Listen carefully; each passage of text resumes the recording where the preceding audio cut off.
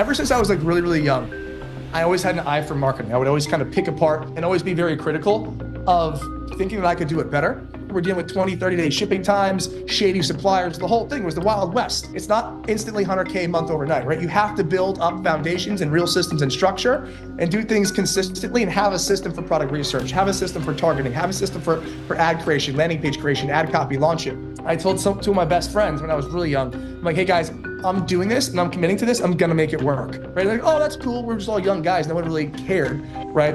But that was like the switch in my head where I knew, hey, this is what I'm doing and this is what I want to do for the rest of my life. And I'm gonna force it and I'm gonna make it work. Welcome to ClickFunnels Radio, the podcast that brings you the latest strategies, insights, and success stories from online marketers just like you who utilize funnels to grow their business. Our mission is simple: to help you unleash the true potential of your online business by harnessing the power of funnels. Join us every week as we bring you exclusive interviews and thought-provoking discussions that will revolutionize the way you approach online marketing. Here are your hosts, Chris Cameron and Ben Harris. All right, everyone, welcome back to another episode of ClickFunnels Radio. You are here for episode 705, and we've got an incredible guest here with us today that's been in the ClickFunnels community for quite some time and has done incredible work over probably the last near decade, not only for himself, but for tons of students as well. But before we get to him, I can't help but to introduce the best co-host in the game, Chris Cameron. What's up, man? Hey, what's up, Ben? Good to see you, man. Excited to be here. Excited for this conversation, too. Like, this guy's multiple 2 Comma Club award winner, like 2 Comma Club X, like legit. Oh, yeah. And, you know, this gentleman has really, I don't want to say cracked the code, but really mastered the fundamentals and the education side, because you really don't know something, in my opinion, unless you can teach it to others, and something that's been able to be replicated so many times. Again, multiple 2 Comma Club award winner, 8-figure award winner. Please welcome Justin Woll to ClickFunnels Radio. Justin, what's up, man? Not much. Thank you so much, Ben, Chris, for being here today. Very excited to get rocking and rolling, and really excited to have a conversation with you guys, going back and forth, talk about what we were able to make happen, how we did it all. And it's just absolute pleasure to be here today. Thank you guys so much. I'm so excited. Before we get into like a lot of the technical stuff, I want to hit this because we said we're going to bring this up. You're in Boca now, like you're in kind of a nice area. You've seen some success, but, and you know, some people have a flex where they drive cars. You know, they tout the 2 Comma Club awards winner, you know, awards and stuff like that. But you have one of the coolest flexes I've ever heard. So like, you just had who move in next to you? You got to tell us the story. Yeah. So, I mean, first and foremost, that's a hilarious way to put it, Chris. And I think that's definitely super funny. And it's so random because I'm just walking down the street one day, you know, on a Zoom call, and my neighbor pulls up to me. He says, hey, Justin, jump in the car. I want to show you something. And, you know, my mom always taught me not to get in the car with strangers, but he's my neighbor. He's not that much of a stranger. So I hopped in, right? And he took me to my neighbor's house. And he's like, you see who's moving in there? I'm like, yeah. He goes, that's Mike Tyson. So Mike Tyson moved in. So we have Mike Tyson as our neighbor now, which is cool. Luckily, we still have our ears intact, which is good, but, you know, rock and roll. It's well, like the Boca. Go ahead, Ben. I say the Boca Police Department's useless now. Just call Mike Tyson to come over and just beat up anybody. Oh, yeah. I told him we don't no more HOA. We don't need any gate guard. Just we got Mike Tyson as the neighbor. We're good.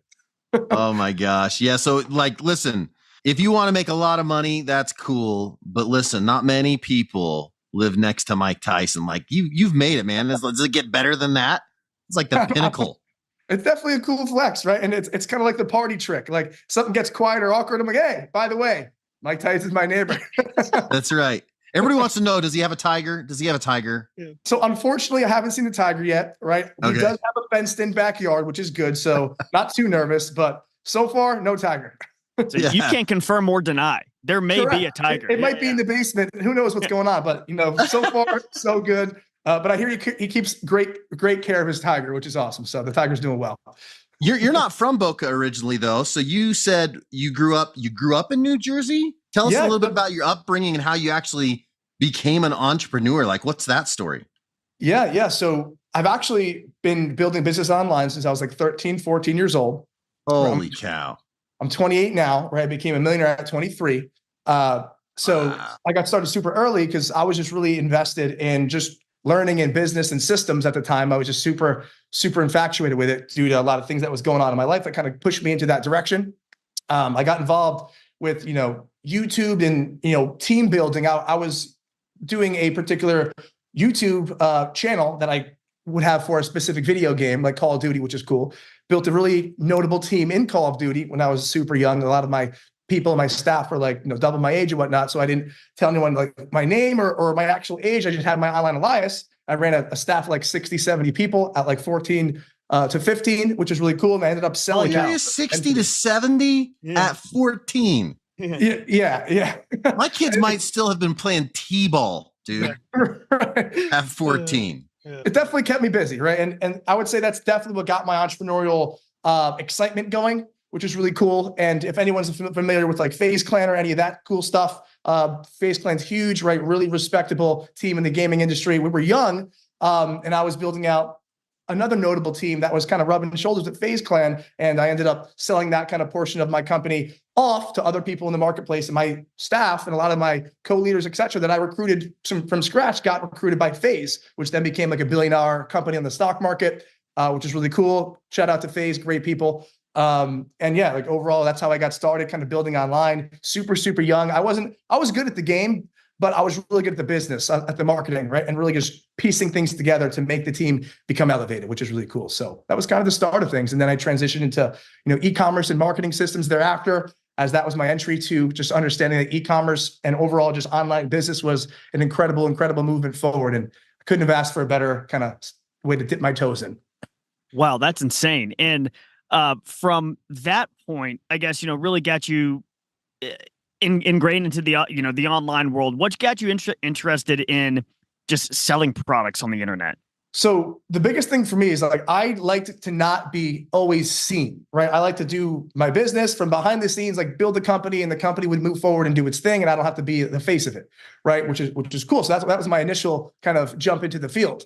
I started building, a lot of different physical product e-commerce brands in my early days, all the way up to me going to Rutgers University, in which I ended up winning the entrepreneurship award there out of like all 60,000 people. I had like 4 companies, like 3 subscription box companies, 1 other physical product brand, and also my consulting company at the time that I had built up over the years prior. And I ended up dropping out of Rutgers, right, and just going full force with everything that I had going on. So I guess you could say the most important thing for me kind of getting into the mix and the flow of e-commerce was the fact that I was exposed to it my whole life, right? I knew what the opportunity was. I knew that it wasn't easy, right? It wasn't overnight. You have to like compound your progress and compound your success each and every day. And I love that I could do that from my house, right? I didn't have to go out and be on camera, et cetera. And it's funny now because I'm on camera a lot now at this point, but when I was super young, I told myself, hey, I know I'm going to be successful. I know it from deep down, but I'm never going to show my face. I don't ever want to be public, right? I just want to be the guy who builds companies from behind the scenes. And it's funny how things turned out now, right? I made all that happen and I kind of transitioned to more like the public camera type ideology, but kind of. I'd love to dive into that too, because you hear Steve Larson, even he tells his story about, I will do everything Russell Brunson says, but I'm not going to publish, right? And I think along the way, when people have this entrepreneurial journey, they struggle with that, right? Sometimes it seems disingenuous or, people don't want to be braggadocious or they don't want to be front and center 100%. And it feels icky to them. But do you think, this happened to you, there's a transition. Is that necessary for every entrepreneur if they want to scale? Like at some point, you have to own the fact that you're the attractive character, or can you stay behind the scene? Oh, yeah. Well, I think there's maybe 2 different prongs to it, right?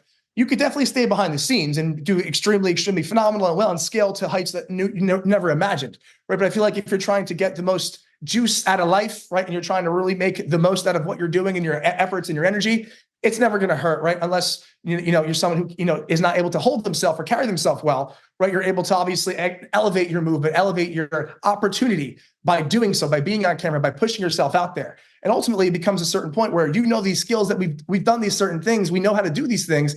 It's almost a disservice to not go out there and openly proclaim it and help other individuals do the same exact thing, right? So I think there comes a time where you love what you do to the point where you just want to help other people do the same dang thing that you did. So I guess maybe multi-pronged.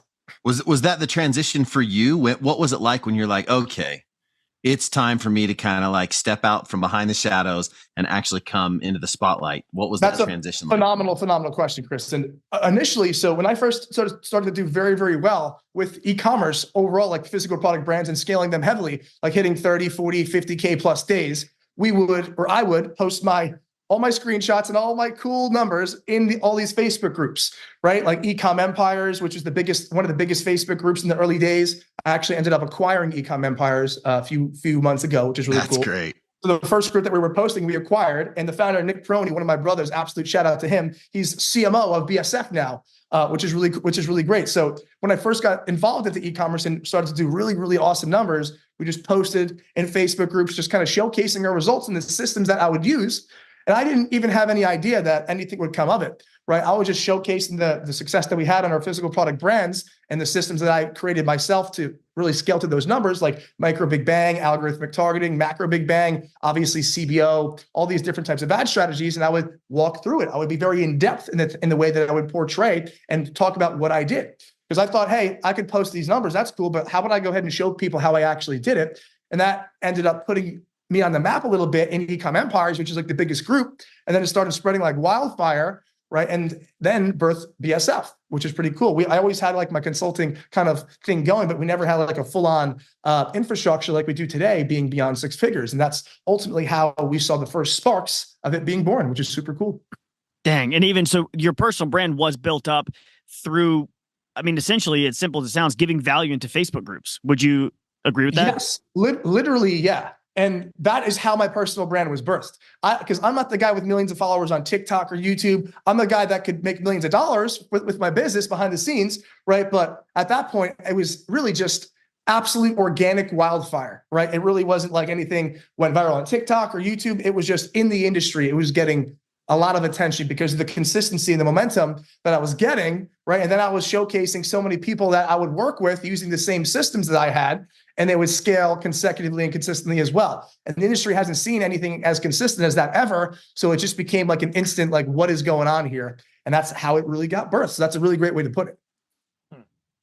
And even this question might take half a step back, but you really hit the nail on the head with, your start and getting started through e-commerce. And a lot of people define that differently, but selling physical products on the internet, right? I'm holding a microphone. You sold physical products, something maybe like this at some point in time, or even currently.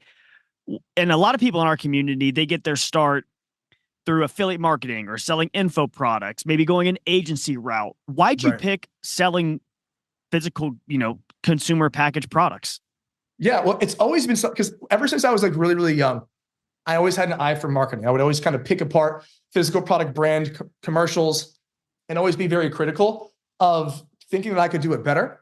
So I would just see all these people selling physical products, and I was super young at the time. And one of my buddies, Amit, was one of the first people who kind of showed me everything that was going on. And he was crushing free plus shipping at the time, right? Slamming free plus shipping back in the OG days, right? I'm like, that makes sense. If you could cover the cost here, but it's free shipping, it's almost like a bargain, right? So I understood exactly what they were doing. I'm like, there's potential here. But then I started to say, hey, like, free plus shipping, okay, I want a bit higher margin. And I also love the fact that I could just stay behind my computer and do this all day in my house. And if I'm going to force the consistency and the progress that I know is needed to be successful, I can just sit here and do this all day long. No one's going to bother me. I can keep my door shut and I can just sit here and do this all day long. So I guess it was the initial ideology that I had a lot of opinions about physical product brand marketing before I even started as a young guy.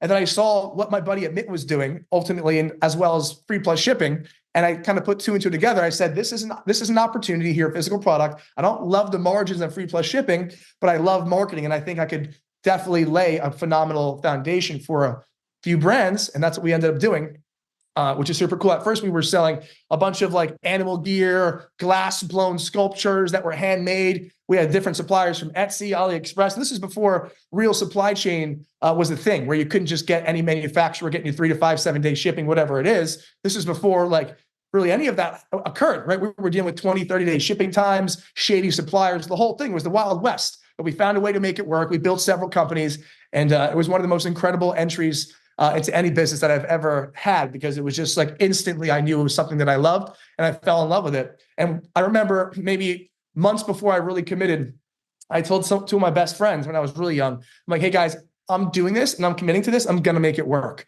And you guys want to do it with me? Like, you guys want to come for the ride? So it's already, you could consider it already done.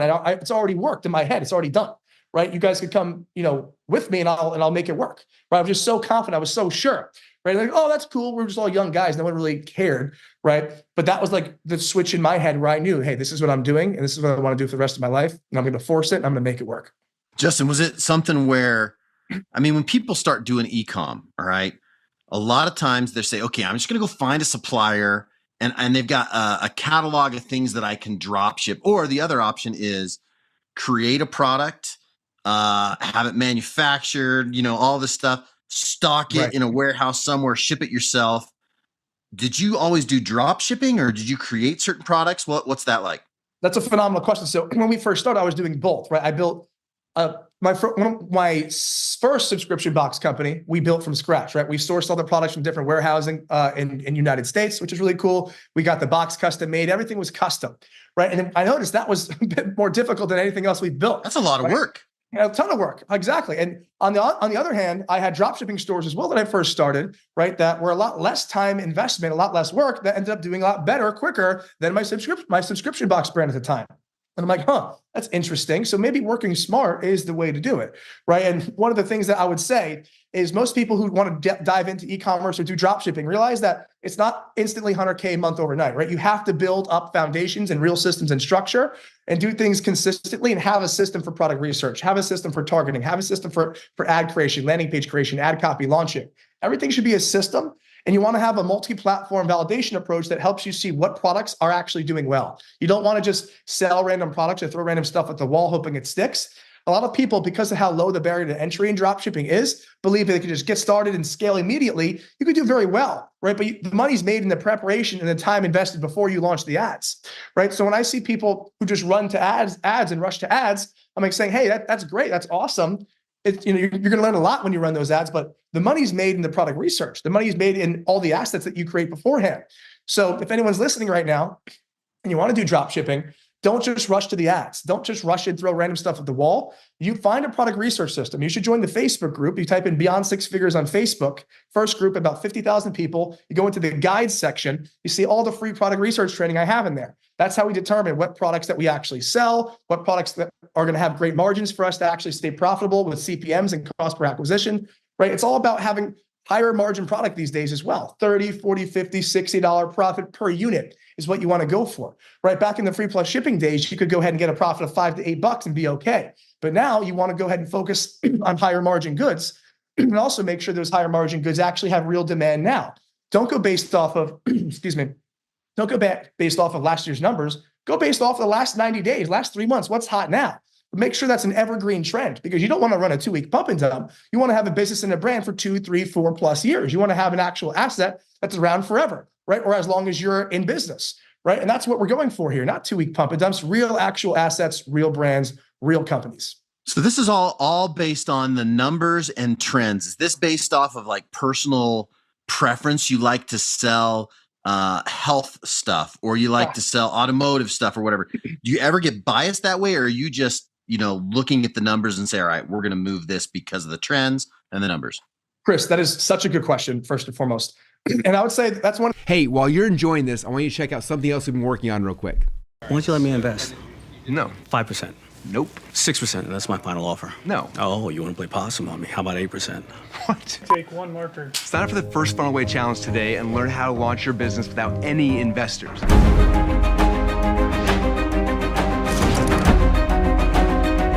You're supposed to go down in equity, not up. Whatever, 9%.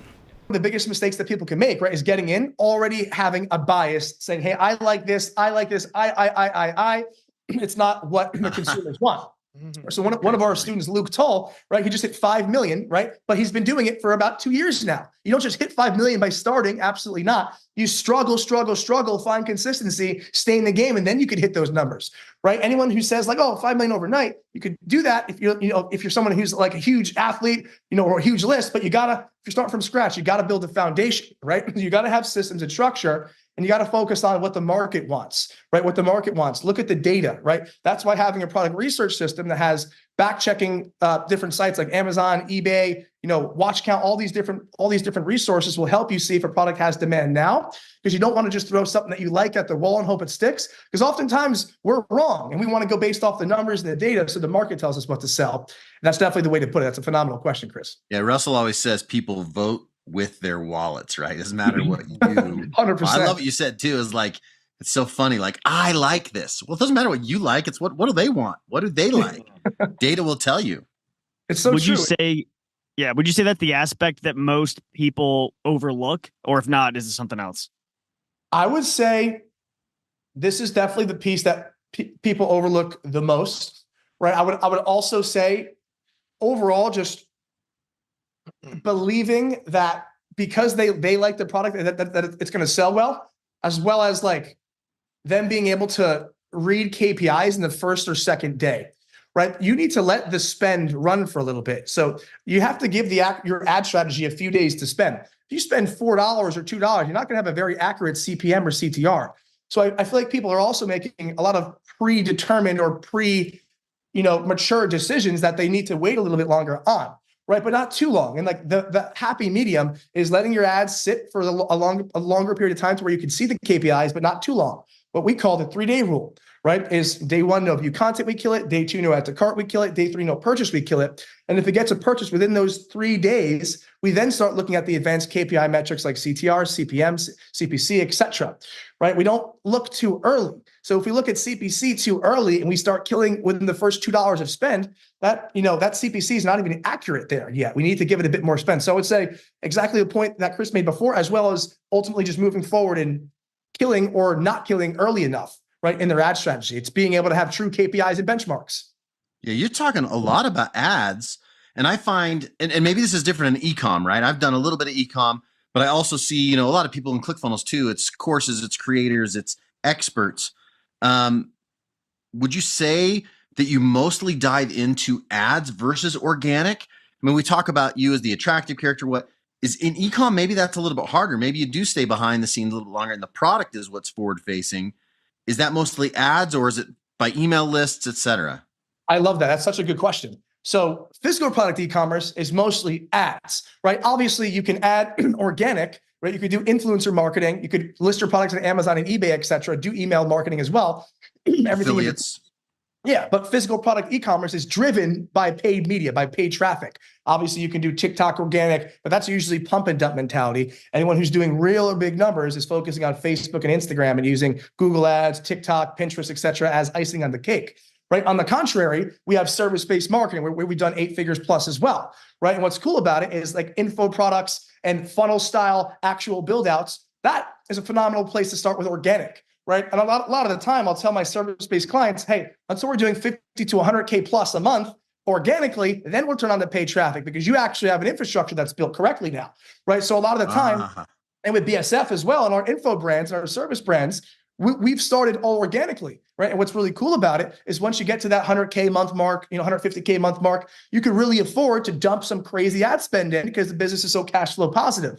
And that's when you have the ability to really scale because your infrastructure is built already because you've proven it through organic consistency, right? And that's the most pure form of marketing, right? If you can nail 100K a month organically, you're doing something right. People are talking about you. People are liking your product if you're still in business, right? And that's the most important piece. Right, just focus on organic consistency on the service-based side to prove the offer. And then as you get deeper into things, then you add a little bit of paid media as well. Right. So people should save their resources, drive harder with their consistency and their work ethic, get the result organically on the service-based side, then transition to paid media. Where on physical product e-commerce, a lot of people will start off with paid media from scratch because you're more behind the scenes and not as frontal, like you mentioned.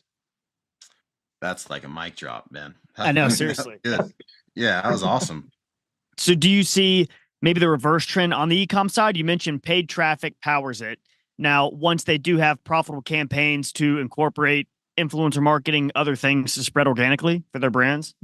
100%. So once you kind of get the momentum going with your paid traffic and paid media, hey, this is a winning offer. You're not going to be throwing or paying all these influencers all this money. You don't even know if the thing works yet. right? Prove it yourself with paid media. See if you get some momentum and consistency. Then you can start to get fancy, right? And also, there's more than one way to skin a cow, right? So, like, this is just the way I like to do things. But ultimately, it's led to some of the most consistent success in the marketplace, and that's why I would like to do it, because everything that I've done has been based off of how I've came up in the industry, in the market since I was 13, 14. I've seen all the market regime changes and everything in between, right? And we adapt. I like to, look at people's systems and see, focused on those who are keeping that same system, keeping the same flow and just adapting, because it's proven, it works, right? Just like Russell. That's why Russell's so successful. He has the same kind of flow and the same kind of templated ideology because it works and is proven, and he just adds in new material, new incredible value. That's why ClickFunnels has got to where they are today, because of a proven concept, right? When you find that proven concept, it's just about ultimately, making it fresh and keeping things at the top of the game and elite. That's such a good point. Ben and I have traveled to a ton of different events. And one of the questions we get asked like all the time, especially like starting with ClickFunnels or whatever, people want to know like what their upfront investment is going to be. And a lot of time that includes ads. So if somebody's starting out in ecom, they're like, okay, I'm going to do drop shipping. Maybe I have a net 30 or something like that where I don't have to pay. I can actually sell it, ship it first, and then I pay later. But if they don't have a lot of resources to start, and you're saying you're starting with ads, what type of investment can somebody then anticipate to start with, like for ads, for example? For sure. So I would say for a physical product, at minimum, like $3,000 minimum, like $3K just to have for ad spend. Because you don't want to be back against the wall. I got $400. This has to work. You got to have at least some depth. And when I say $3K, that's minimum, right? In a perfect world, start with 5 to 10K, right? And make sure you're actually just using real systems and structure and doing things correctly, and just not some random TikTok Johnny, right? You want to have a real system. Can they get started though if they don't have 3, 5, 10K? How would you do that in e-com, or would you go the expert route or something in that case? Well, here's the thing. You could do organic marketing, like TikTok marketing from the start to save funds. And that's a really hot topic right now. But a lot of the time, that's 2-week pump and dump ideology. With TikTok organic, you're not going to see much long-term linear growth, right? So you could start that way. You could do organic influencer marketing to get started and just kind of play it by ear, or you could save up, right, and actually get some ad spend going, because Facebook and Instagram are the phenomenal places to be,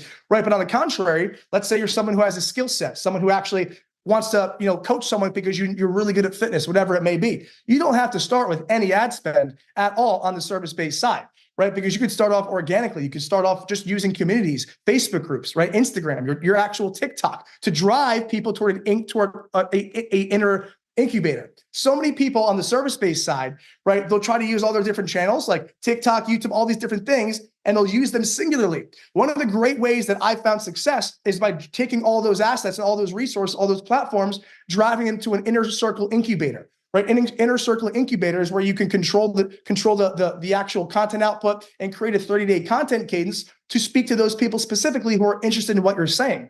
So you have physical product, right? You could start off with TikTok, organic, influencer marketing, etc., or save up a few $1,000s to start really going hard with paid traffic and paid media. Or you could go to the service-based side, right? Start off with little to no ad spend, right? Because you have a particular skill. What's the catch there, though? You got to have a skill, right? You got to have something that you're phenomenal at, that you're confident at, and being able to go ahead and push forward. And usually, if you're really that good at it, right, you're already making money with it. You made money before, so maybe that's not your interest. But it really depends what the person's focus is, what they're trying to do. If they want to be the person on camera, they want to be the behind the scenes person as well, and kind of just see what makes that individual tick. But if you're low with cost or low for ads, you don't have any dollars at all, service-based could be a phenomenal place for you to begin. And when I say service-based, I mean consultant, coach, course creator, something in that area where you have experience that is absolute elite movement, right? You can help people out, because that's the most important thing is if your offer is going to be able to get the desired result, right? That's how you're going to be able to really scale and build something incredible, is by building that insane reputation and track record of, this is the guy that just gets dang results. Yeah. We've talked a lot about, you're familiar with the linchpin, right? This has been Russell has really been hitting this hard. If we talk about one of the biggest parts of linchpin is continuity. Okay. So when you go pick, and we talked about data, when we go look at the data and everything else, are you trying to find anything that specifically gets you some recurring revenue, something that's some continuity? How do you do that with ecom? 100%. So one of the biggest things that anyone could do is just get some recurring revenue going in any business, just to have some predictability going, right? One of the pieces that I actually saw extremely heavily over the last several years is continuity being incorporated on the back end of checkout, where people are having a unchecked tick box, right? Where they have the option to subscribe to a club, to get specific discounts and all these extra products, right? I've even seen this on Amazon where they go, hey, subscribe and save, or right? You get toothpaste or something, and they're like, membership. You want it again in 3 months? Exactly. So you could absolutely sell if it's like a disposable product or a usable product that they need refills on. You could obviously get them in advance to buy at discount the items that they're going to obviously refill later. And you could also create little membership discount clubs as well. Now, here's where I've seen people go wrong. You never have that pre-checked. That's not the right way to do it. It needs to be always unchecked, right? Unchecked. If it's pre-checked, that's called forced continuity, and that's not good, right?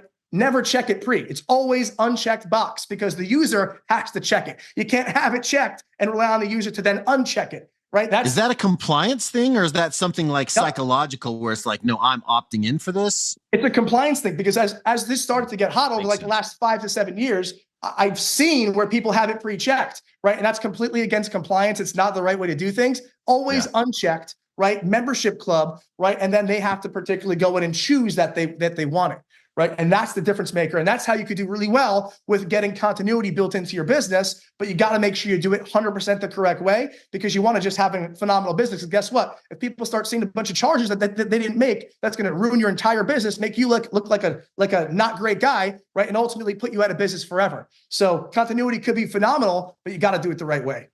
I've got a question, kind of switching gears. So as we look at your business right now, Justin, beyond six figures, it's big, right? You've got your own COO, a CMO, you have an entire executive team built out, probably advisors that, you seek mentorship from. And I've been studying a lot about, leading companies and being a CEO and stuff like that. And a lot of people, they have, or at least something they do that completely removes them from their craft, right? A new hobby or a skill they're trying to develop. What are you doing outside of work right now? More work. No, but also like that's a phenomenal question, because I'm the type of person where I'm very odd in the fact that all day, every day, I usually am always working, other than I will go to the gym, right? Because usually when I'm outside, I'm working on my phone, right? And as of late, I've been really, really in the trenches, just trying to really kind of push that next level. But yeah, I like to I'm into fitness, or I like to go outside, just kind of keep care of my mental health in that perspective. I'll go to the gym in the morning because I need to sweat before I start getting into it, because it calms me down. I'm very up moving type in person. So I need something that relaxes me in the morning. And that's the gym for me, right? Just sweating, doing what I have to do, getting it out of the system, and then getting into my work. And then I always look good to look forward to a great meal toward the end of the day. And I've really just gotten my days, and because I've been doing this since I was 14, to where every day is almost the same for me, right? I'm just changing out the material and the things that I do in the meat and potatoes, where I've pretty much built myself to be in the muscle memory of wake up, get to go. Sometimes I won't go to the gym. I'll just start working and skip it because I want to work. But I've just created kind of a muscle memory consistency in my head to where it is almost the same every day, right? Which might be crazy to some people, right? But it's what keeps me building compounding momentum and compounding progress. So outside of work, I like to go to the gym. I like to eat good food. Those are my favorite things. I want to dive into this a little bit too more, Ben. When you reach a certain level of income, okay, you continue to work, but I noticed one thing that you put. You're like, okay, 2 Comic Club award winner, business owner, all this, and then there's one phrase or one word in here that you wrote. You said investor. So tell me some of the things. Now you've heard at a certain level of income, you're doing your own businesses. What are you looking for, and what are your favorite things to invest in right now for ROI and big growth opportunity that may be passive? Oh yeah. So, and that's a phenomenal kind of way to bridge off of what you said as well, Ben. So I guess this also would be one of my other hobbies, real estate. I love real estate. I've gotten involved in it at a really smart time when a lot of people were scared. For example, this house that I got maybe about a year and a half, 2 years ago, Mike Tyson just moved in as neighbor. Yeah. This was at a time where no one was ready to buy. Everyone was scared because rates were high, right? And I knew a bunch of my really, really, really, really, really, really rich friends are stopping and holding off right now. That means there ain't going to be bid wars. I'm jumping in. I jumped in. in less than a year, this place is up about $1 million in just straight worth on a bad day, right? And literally, Mike Tyson's the neighbor. All these houses are getting all built extensions for like 12,000 square feet homes. So like picked up at least $1 million off 12 months off of this, just living here, right? And I'll do real estate as well in like Fort Lauderdale. We'll get some like multifamily duplexes, etc. So I have a pretty good real estate portfolio, and I enjoy it because it's back to my roots where I don't have to be like on camera, like whatever it is. I can just be behind the scenes, like telling my realtor, hey, I want that, give them this offer, this deal, this price. I can be the guy, just commander behind the scenes, right? Which is kind of like when I first started, that's kind of like my person. So real estate's been huge for me. And I've been fortunate enough to buy some really great properties over the last 3 to 4 or 5 years, which is really cool. And it's taught me a lot. And I would say real estate, 100%, number one thing I would say for anyone right now who's looking to put money into something, not financial advice, right? Really don't know what I'm talking about. Just going based off my own experiences. It's real estate, right? Like real estate. And I only buy when I know my net worth is going to be higher the second I sign the contract. Right, only buying deals that literally, when you sign, you are richer, right? You have more, you are worth more now. That is my only rule, right? And people were saying, "Oh, you can't look at a primary as an investment, this, and that." I challenge that. I'm like, I can though if I buy it for extremely low and then know it's going to skyrocket. And I found the perfect place, and I made that happen. So I proved that point wrong. And I would say, like my first real estate property that I acquired years ago was a place for about $985K. And people told me, hey, don't buy properties in cash. Obviously, you could use that money to leverage elsewhere. I ended up I sent over $1 million. I bought that in cash. And it was one of the greatest things that I did because guess what? Now that income, it pays me $7 to $10K a month. I'm not going to do anything for it other than upkeep the house. It's went up $400K in value on a bad day. And I use that to go ahead and fund other properties as well that I have mortgages on, right? Where the renter is paying the mortgage, right? But if for whatever reason I need to cover more money or expenses, that money directly that's from the paid off house goes directly into my other real estate funds to where it gives awesome comfort. Just having a few properties or a lot of properties owned outright in cash gives you like straight up great income every month without having to worry about a loan or anything. I know that's a weird way to think about it because obviously you want to leverage your money. But for me, I'm someone who, like when I started to really make money, I wanted to safeguard myself. Like I'm not looking for the million X's. I'm looking to safeguard myself and to protect myself, right? So by doing something like that, buying smartly, I'm able to build that income, not have any loan on it, and then use it to fund my other real estate projects and maybe in which I have leverage on. Right. So I would say 100% real estate for me has been the best thing. I'm also into like stocks and crypto, but like real estate is where I prefer to have most of my movement, which is really good. So I would say absolutely real estate. If you're someone who's looking to get involved in something, like make the money with your business, focus on making the money with all your different companies, whatever you're doing, and then pushing a big portion of it over to smart real estate plays. Are you worried about another crash? You were 12. I just did the math. You were 12 in 2008. I was your age in 2008. And dude, it was painful. I was trading options and futures professionally and lost a ton of money. And I saw a lot of people go big time belly up in 2008. Oh, so yeah. Recency bias for me doesn't seem that long ago. It's been a long time. Seems a long time for you. It's a lifetime ago. So not going through a big correction like that, what type of plans are you concerned about that type of correction in the real estate market? 100%, because there will be a correction, right? And there will always be corrections in all markets. So the best thing that I'm doing to protect myself from it is buying in the areas where I know there's an insane inflow that's going to absolutely beat any type of pricing downfall. If anything, in a down market, it's going to skyrocket more because more people are kind of coming here to acquire.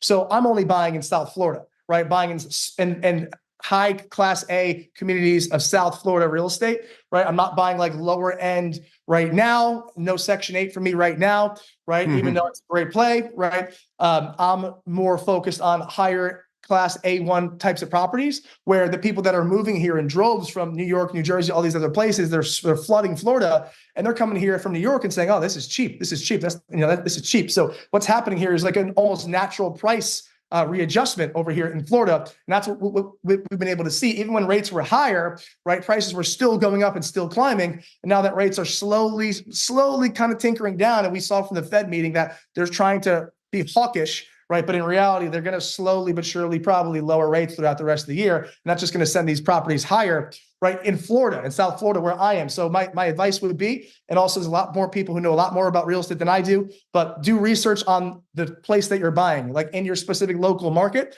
There is different movements.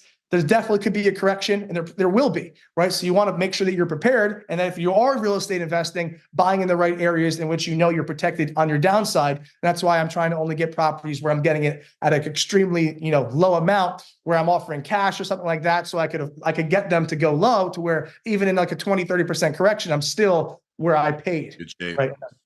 Love it, man. Well, we've talked about service-based. We've talked about e-com. We've talked about a lot of different things. Yeah, we really have. And real estate, my gosh, I didn't think we were going to go there. But Beyond Six Figures is your company. And, coming into this, I actually thought, that was mostly e-com, but you guys are doing service-based. You also have a creative agency. Is that kind of, what are you diving into most with Beyond Six Figures right now? Oh, yeah. So we do physical product, right? We do service-based e-commerce as well as the creative agency, like you said. So it's a mixture between all three. And what's cool about it is I've done all three of them extremely successfully, right? Physical product e-commerce, service-based marketing, as well as creating all the assets and materials to be successful with both those types of brands, right? And what's cool about it is not only the versatility that we have here at BSF, but the fact that we have systems and structures for everything that we do. Nothing's thrown against the wall, random theory or crap. It's all systems, structure, and foundational infrastructure that allows us to say, hey, product research, then targeting, then video creation, everything is very layered and concise. It's all cohesive.